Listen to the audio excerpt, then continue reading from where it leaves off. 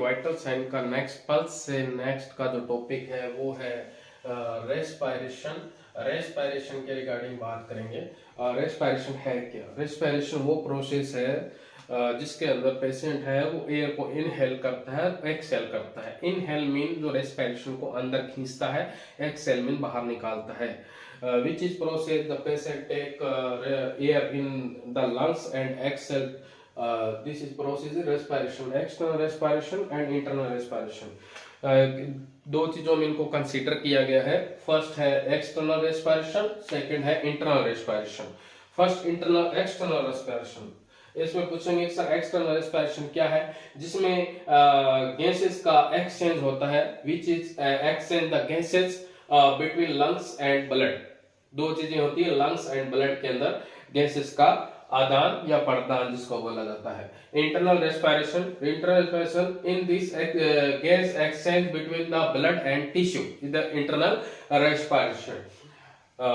It's clear. Next we see next characteristics of respiration. किस तरह का कैरेक्टर है वो शो करता है रेस्पिरेशन अकॉर्डिंग टू एज। जन्म से लेके बुढ़ापे तक, in after birth, regularly in old age, we are considered according to number and time. At the birth 35, at the birth 35 35, जिसमें एवरेज दिया गया है 30 से 60 के बीच में per minute breath per minute. Infant 30, average 20 to 40 breath per minute. Next adult के अंदर 16, average 12 to 20 breath per minute.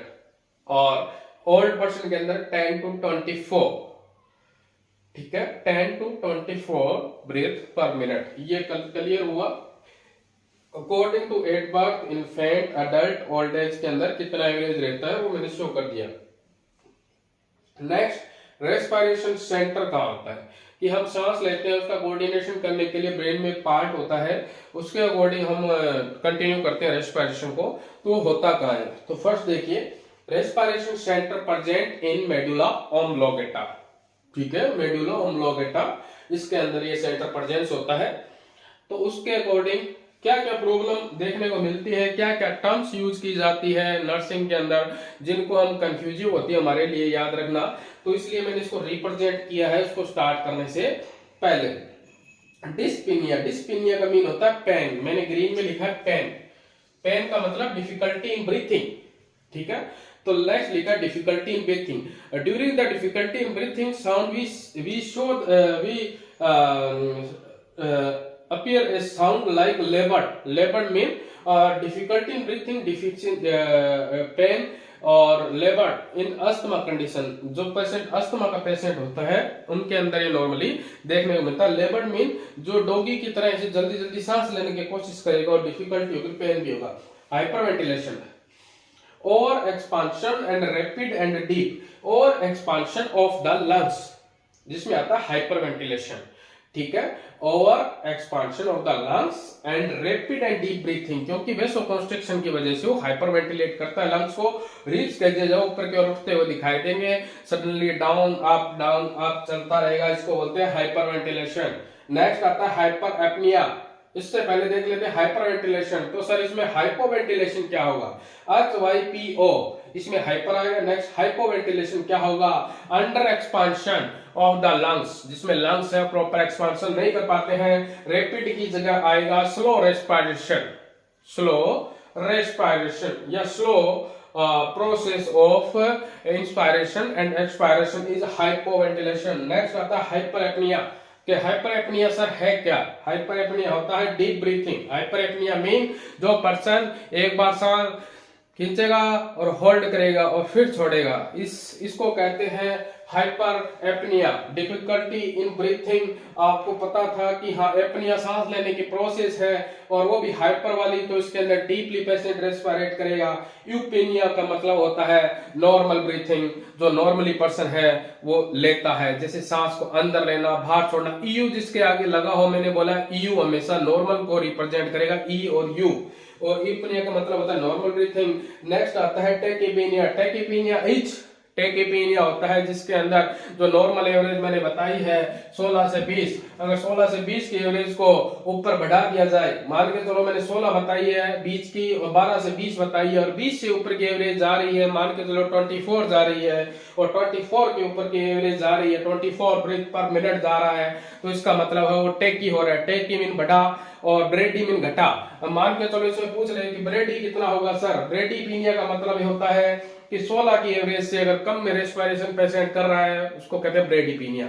चलो नेक्स्ट देखते हैं। इसी आपको बताया जा रहा था कि किस प्रकार से एज रेस्पिरेटरी प्रॉब्लम की वजह से जिनको एज टर्म आपको डिस्क्राइब किया जा रहा है, तो एज टर्म आपको बता रहा हूं, तो स्टेप बाय स्टेप इसको फ्लो करते हुए बताएंगे, आपको फॉलो करेंगे। ये चीज है क्या, hypoxia. Hypoxia mean hypoxia mean lack of oxygen, lack of oxygen in tissue due to gases exchange में प्रॉब्लम आने की वजह से लैक ऑफ ऑक्सीजन हो जाता है टिश्यू के अंदर, ठीक है, तो उसकी वजह से ये प्रॉब्लम देखने को मिलती है। उसके बाद में आता है हाइपोक्सीमिया। हाइपोक्सीमिया, हाइपोक्सीमिया, ईमिया, यहाँ क्या लगा हुआ है, ईमिया। ईमिया मीन इन ब्लड, ब्लड के अंदर ऑक्सीजन लेवल है वो डिक्रीज हो रहा है due to decrease oxygen in the blood. उसके बाद में नेक्स्ट देखते हैं साइनोसिस। साइनोसिस क्या है, साइनोसिस इज जिसके अंदर डिस्कलरेशन हो जाता है स्किन का ब्लूइश में, bluish discoloration of the skin due to lack of O2, lack of O2, due to lack of O2 की वजह से स्किन में जो कलर चेंज देखने को मिलता है वो है cyanosis. Next apnoea. Apnoea, apnoea mean complete cessation, complete cessation of respiration. Apnoea में ए लगा हुआ है, क्या लगा हुआ है, A mean complete cessation of respiration, जिसके अंदर कंप्लीट सीजेशन हो जाता है किसका, रेस्पिरेटरी पैटर्न का। उसके बाद में आ जाता है sinus stroke respiration. Sinus stroke respiration का मीन होता है rhythmic waxing weaning of respiration. In this condition, very slow respiration and temporary apnea. इस कंडीशन क्या, rhythmic waxing. Rhythmic waxing mean जो एज ए हार्ट प्रॉब्लम उस patient को साथ में होती है और जैसे वो सांस लेता है एज ए रिदम उससे जनरेट होती है सांस से, ठीक है, जैसे सांस लेगा तो एज ए रिदम उसकी जो सुनाई देगी बाहर की side, as a rhythm respiration होगी और उसके अंदर वीनिंग ऑफ रेस्पिरेशन। एक बार क्या है इसके अंदर रेस्पिरेटरी रेट, इसके अंदर एक बार जो ब्रीथिंग रेट होती है वो बढ़ेगी और उसके बाद में धीरे धीरे वो स्लो डाउन हो जाएगी। तो इसी पैटर्न के साथ ये सांस लेगा, रिदमिक वैक्सिंग, एक रिदम की तरह जल्दी जल्दी उसको सांस लेगा, ऐसा लगेगा कि हाँ एज ए वैक्स की तरह उसकी जो सांस है वो चल रही है। वेनिंग ऑफ रेस्पिरेशन यानी रेस्पिरेशन रेट साथ में उसकी घट रही है। और very shallow respiration, very shallow का मतलब उसका जो उसका लिप्स होता है वो फड़फड़ाता रहेगा और सांस लेगा, ऐसा लगेगा कि हाँ शेलो, इसको बहुत ज्यादा सांस अंदर ले रहा है, यानी ऐसा लगे कि हाँ इसे सांस लेने की है ना बहुत ज्यादा वो है, नीड है और जल्दी जल्दी वो सांसों को जल्दी जल्दी अंदर खींच रहा है, वो होता है शेलो रेस्पिरेशन।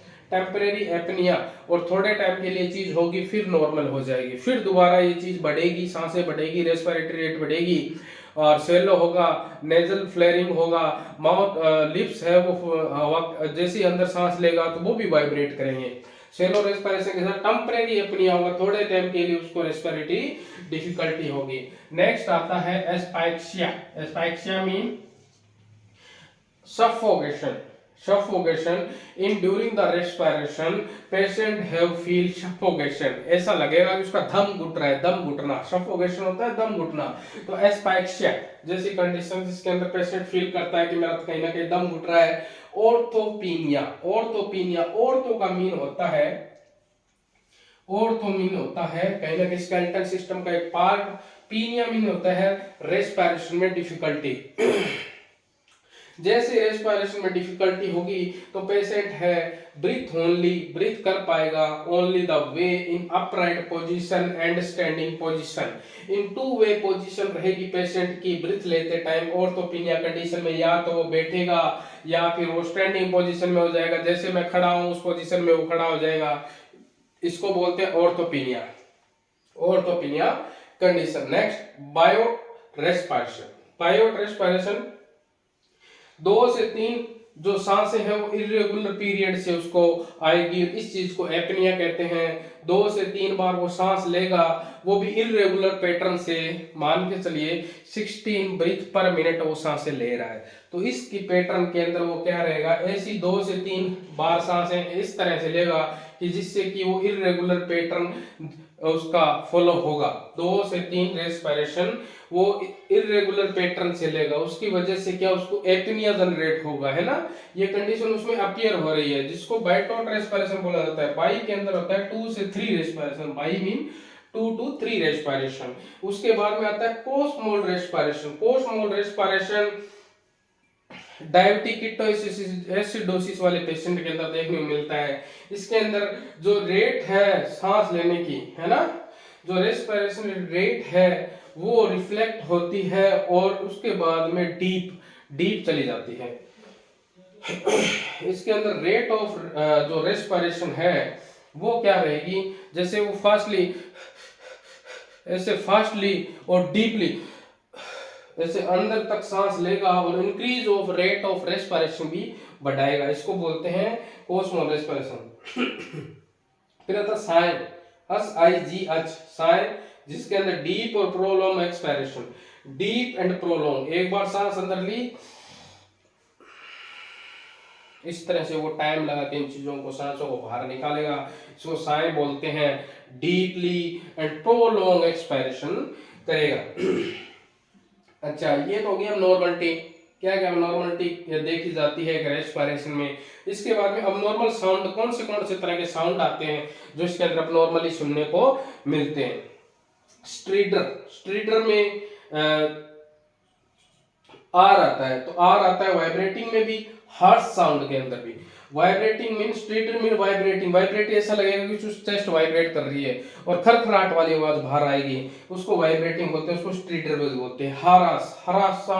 हरास साउंड मतलब ऐसा लगेगा कि हाँ कहीं ना कहीं ब्लॉकेज है, खरखराहट जैसी आवाज सुनाई देगी, वाइब्रेशन होगा, कंप्लीट वाइब्रेशन होगा। जब वाइब्रेशन के साथ में खरखराहट जैसी आवाज आए तो वाइब्रेटिंग हार्श साउंड बोला जाता है। और इसमें कहीं ना कहीं लैरिंग्स के अंदर ब्लॉकेज देखने को मिलती है, उसकी वजह से ऊपर का साउंड ज्यादा सुनाई देता है, उसमें उसको बोलते हैं लैरेंजाइटिस। कहीं ना कहीं लैरिंग्स के अंदर है इन्फेक्शन पैदा हो गया उसकी वजह से। उसके बाद में आता है वीजिंग। वीजिंग साउंड मतलब, वीजिंग का मतलब होता है कि विसल लाइक साउंड सुनाई देगा, ऐसा साउंड सुनाई देगा जिसके अंदर ये लगेगा कि हाँ कैसे न कैसे एक विसल जैसी साउंड आ रही है, उसको वीजिंग साउंड बोलते हैं। जिसमें हाई पिच विसलिंग साउंड आता है, एक विसल की तरह साउंड, जैसे जो सीटी होती है, बांसुरी होती है, उसकी तरह आवाज सुनाई देगा। और लोअर इसके अंदर जिसके अंदर लोअर एयरवे ऑब्स्ट्रक्शन देखने को मिलता है, लोअर एयरवे ऑब्स्ट्रक्शन देखने को मिलता है। जो लोअर पार्ट का जो एयरवे है, जो लोअर एयरवे लोब्स है, उसके अंदर ब्लॉकेज देखने को मिलता है। ये कंडीशन कब होती है, जब अस्थमा वाला पेशेंट होता है। अस्थमा वाले पेशेंट के अंदर क्या रहता है, कहीं ना कहीं एलर्जी की वजह से, है ना, उसको एलर्जी कंडीशन होती है, उसके अंदर हिस्टामाइन रिलीज होता है, बहुत ज्यादा उसका जो ब्लॉकेज आ जाता है। लोअर जो पोर्शन है अस्थमा के, जो लोअर लोब्स है, लंग्स के जो लोअर लोब्स है, उनमें ब्लॉकेज आने लगती है, क्योंकि वेस्ो कॉन्स्ट्रिक्शन बहुत ज्यादा होता है, वहां पे जो लोब्स का कॉन्स्ट्रिक्शन बहुत ज्यादा होता है, उसकी वजह से साउंड सुनाई देने लगता है, क्योंकि पूरी तरह से गैस और एक्सचेंज नहीं हो पाती है। और ये अस्थमा वाली कंडीशन है। वीजिंग अस्थमा के अंदर रैल और रैट दोनों एक ही चीज, रैल एंड रैट बोला जाता है, जिसके बबलिंग और रेटिंग साउंड सुनाई देता है। बबलिंग और रेटिंग एक ही साउंड है, जिसके अंदर ये लगेगा कि कहीं ना कहीं कोई फ्लूइड इकट्ठा है लंग्स के अंदर, और जैसे वो बाहर सांस ले रहा है तो ऐसे लगेगा जैसे पानी के अंदर, जैसे हम कई बार हवा फूंकते हैं ट्यूब के थ्रू, है ना, कोई ट्यूब कनेक्ट करके पानी के अंदर जैसे फूंक मारते हैं तो एक बबल जैसी साउंड आती है ना, और कंटिन्यू साउंड आती है। जिसको रेल कंटिन्यू साउंड सुनाई देने को मिलता है, गड़ गड़ गड़, है ना, तो वो होता है बबलिंग और रेटिंग साउंड। जिसको निमोनिया वाला पेशेंट होता है, जिसके अंदर न्यूमोनिया बन जाता है, यानी जिसमें बहुत ज्यादा म्यूकस कलेक्शन हो जाता है लंग्स के अंदर, उस कंडीशन के अंदर साउंड देखने को मिलता है। तो ये अपना जो रेस्पिरेशन है ये कंप्लीट हुआ। नेक्स्ट वाइटल साइन को कंटिन्यू रखते हुए हमारे पास पल्स हो गया, रेस्पिरेशन हो गया, उसके अलावा टेम्परेचर हो गया। नेक्स्ट हमारा रहता है ब्लड प्रेशर, तो वो हम नेक्स्ट करवाएंगे, ठीक है। Thank you.